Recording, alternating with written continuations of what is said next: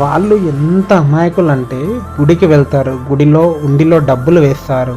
ఆ డబ్బులన్నీ తీసుకొని గవర్నమెంట్ మనకు ఎలాంటి ఫెసిలిటీస్ కూడా ఇవ్వకుండా పాపం చలిలో చూడండి, ముసలి వాళ్ళు, చిన్నపిల్లలు ఉన్న వాళ్ళు అందరు ఇలా పడుకున్నారు. కానీ వీళ్ళకి మాత్రం ఎలాంటి ఫెసిలిటీస్ పెట్టాలి, ఇది పెట్టాలి అని అడిగే అంత ధైర్యం కూడా లేదు.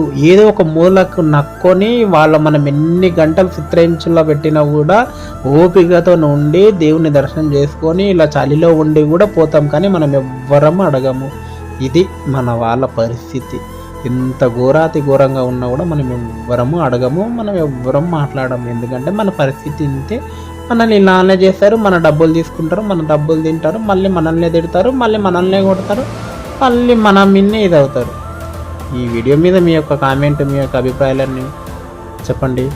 అలాగే ఈ వీడియో కనుక నచ్చితే లైక్ చేయండి, షేర్ చేయండి, సబ్స్క్రైబ్ చేసుకోవడం మాత్రం మర్చిపోకండి. ఎందుకంటే ఇలాంటి వీడియోకి సపోర్ట్ చెయ్యారని నేను అనుకుంటున్నా.